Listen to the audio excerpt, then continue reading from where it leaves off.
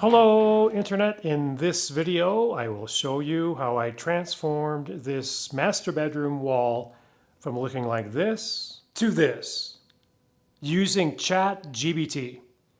Keep watching. Now this video is part of the home remodel playlist where my wife and I had basically 2 months to remodel this home that we recently purchased from my parents. It's down to crunch time. The movers come this Thursday, but I hope you enjoy the video. So in this remodel of our house, my wife wants this east wall to be a board and batten wall in our bedroom. I took this photo, I printed it out, I drew some sketches of things that I thought might work, showed it to her. She didn't like them at all, and I really didn't either. And so I decided to use ChatGPT on my phone. So I uploaded this photo to ChatGPT and basically directed it come up with a board and batten design based on this photo. And so this is what ChatGPT came up with. And I looked at it, I'm like, yes, this is exactly what I want. I showed it to my wife and she said the same thing. It solves the window problem. So there's board and batten around the window. It still allows the trim of the window to be there. It's not the entire height of the wall, which is what my wife wanted. And it solved many problems. ChatGPT split this left side in half. They forgot to do it on the right side, but I can easily incorporate that. So I took it to the next step. We already picked the color out for this wall. So I said, now change the board and batten wall to this color, and I put in the Lowe's color, and bam, this is what it came up with. So the lower color is the color that we chose. It also incorporated a complementary color above it, which we ended up not using this color, but this pretty much is the color that we are choosing. So I'm confident that based on this design, I can build a board and batten wall. Let's see what happens. So even though for the most part I'll be following the ChatGPT design for the board and batten, I won't be following it exactly. For one thing, I took out the baseboard, the original baseboard that's here, and I just thought it'd be a little bit too busy to have board and batten and then the original baseboard. Instead, the board and batten will start here. And I purchased what is baseboard, and it's MDF, the medium dense fiber board. And it's the exact thickness, the thickest part anyway, of the baseboard there.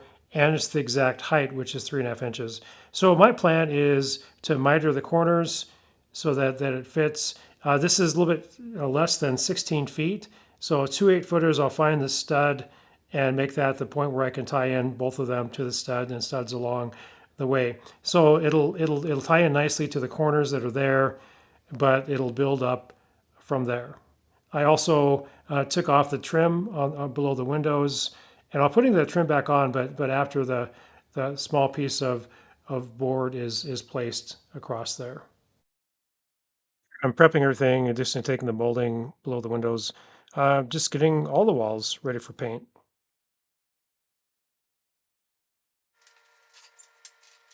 MDF stands for medium density fiber. It's all made up from wood products. You can use any tool you use on wood on MDF. So I'm using my compound miter saw and making here the 45-degree angle cuts. And I'll be using this MDF baseboard for the entire board and batten project. So I have my compressor just right outside the window, using the compressor to use my nailer sold by Harbor Freight Tools. Now here, I'm using a tube of latex caulk to simply caulk in all the cracks. Now I'm starting to paint it. Wasn't sure the best way to paint it. Started brushing it first, but then I used a small roller. Not shown, but I put on a total of 4 coats.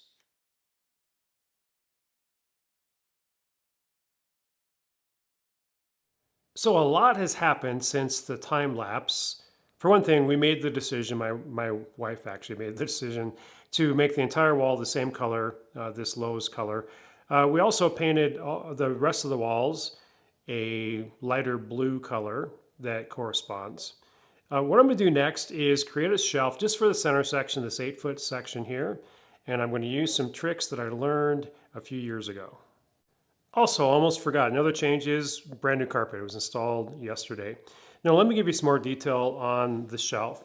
So the shelf is going to rest just right on top of this upper board, and it will be a 6-inch shelf coming out this way, going obviously all the way to the other side. And there's going to be a lip on the front edge of the shelf to better prevent items from falling over onto the bed. Now let me show you what I came up with. So here's what I came up with. The original trim work in this bedroom is oak, but the price of a solid 6-inch by 3/4 inch by 8-foot oak was quite pricey. So I had to come up with a different option, a more affordable option. This is what I found. So this is a poplar board, and it's the right dimensions. By far, like 1/3 the price of the oak. The cheapest boards were pine, but it was real. I couldn't find a straight pine board.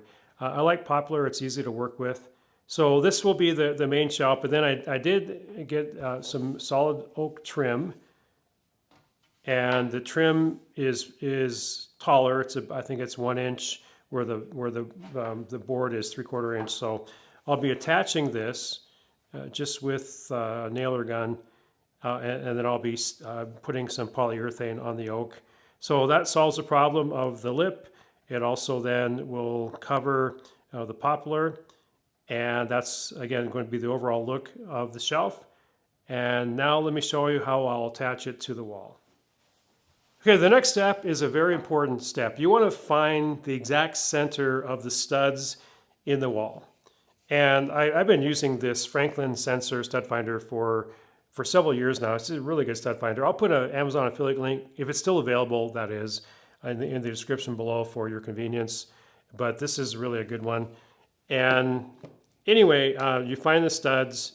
And for this sensor, there's 3 lights that'll light up when you find the actual stud. So there it is, and you mark the center one. That's the exact center of the stud. It's really important to get it in the center. And I've already done this. I marked it on this upper board, and just did it with all the ones going across here. Mark the center of the stud.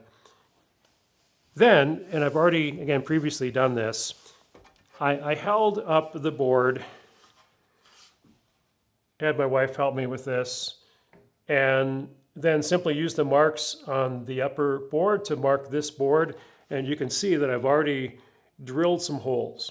Now the drill bit size that I used was 3/8 of an inch, and the reason for that is that how we'll be attaching the shelf, and this is the trick that I learned a few years ago, is using rebar. The rebar is really cheap. This is the smallest type of rebar you can get. I think it's 3/8 of an inch in diameter. And you can buy it at any box store. This was a 48-inch stick for just a few dollars.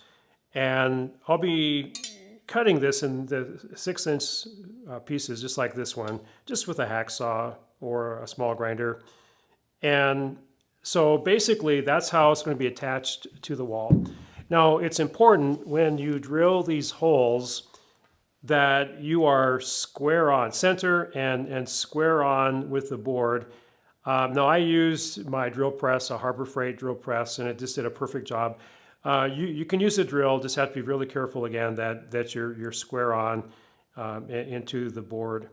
And 3/8 of an inch. Now it's a tight fit, but with a little bit of persuasion from just a regular hammer, it will go in. It'll be a nice tight fit. And now this is the reason why it's so important to be square on with the studs, because I'll be using my hand drill, my cordless drill with the 3/8 inch bit, and I'll probably do a time lapse of that. And where I marked it, I will very carefully just go up a little bit, approximately just kind of eyeballing it so that when the shelf goes on, that's going to rest on top here. But drilling these holes again as square on to the stud as I can, and I'll be using these, tapping it into the stud first, lining up the shelf, tapping the shelf in with a rubber mallet, and then I'll attach the oak piece on the end in case there's any marks from the hammer. Okay, you can see the rebar sticking out here. I only drilled about 2 inches into the wall, so with the drywall maybe 1.5 inches into the studs, that's all you need. The 4 inches sticking out, and The board side, the shelf side is drilled to about 5 inches. So I'll now just tap it into place.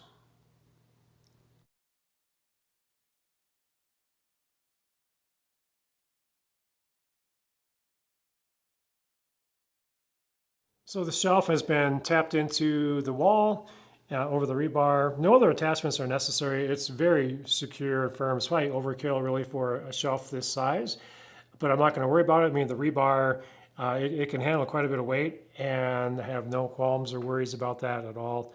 The last thing left is to put that oak lip on the front end, and I'll do that next.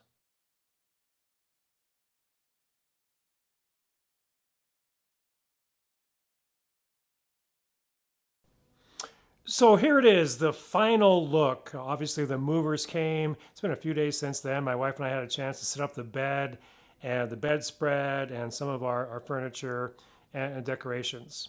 No, overall, I love the design that the ChatGPT came up with for this board and batten wall. What do you think? Leave a comment below. I think going forward, I will use AI to a limited extent anyway, getting opinions, coming up with ideas. I'll pick and choose what I want to do, but again, I like this design. It goes well with our overall furnishings. Now, if you got any value at all from this video, please give me a like. It costs you nothing, but it's a great value to me. And as usual, have a great day.